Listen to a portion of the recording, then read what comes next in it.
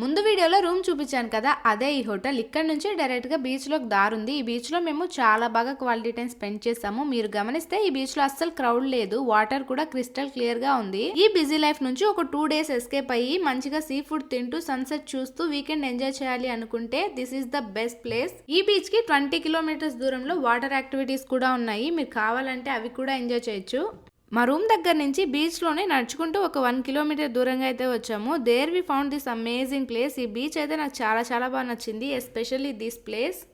ఈ ప్లేస్ లో ఫొటోస్ అయితే చాలా బాగా వస్తాయి. ఎవరికైతే లెస్ క్రౌడ్ ఉండి ఇలా పీస్ఫుల్ గా ఉన్న బీచెస్ నచ్చుతాయో వాళ్ళు ఒకసారి బీచ్ విజిట్ చేస్తే పక్కా వాళ్ళకి ఇది ఫేవరెట్ స్పాట్ అయిపోతుంది. నాకు ఎప్పుడైనా 2 days చిల్ అవ్వాలి బీచ్ లో అనుకుంటే ఈ ప్లేస్ నే చూస్ చేసుకుంటాను పక్కా. అది మాత్రం ఈ లోకల్ డాగ్స్ బీచ్ లో ఎంత క్యూట్ గా ఎంజాయ్ చేస్తున్నాయో చూడండి. వీటిని చూడగానే నాకు మా బ్రూనో గాడే గుర్తొచ్చాడు. ఇక్కడ మాకు ఒక చిన్న ప్లే ఏరియా కూడా కనిపించింది. అక్కడ చాలా ఫన్ గా ఎంజాయ్ చేసాము. అదంతా నేను నెక్స్ట్ వీడియోలో అప్లోడ్ చేస్తాను. Don't miss.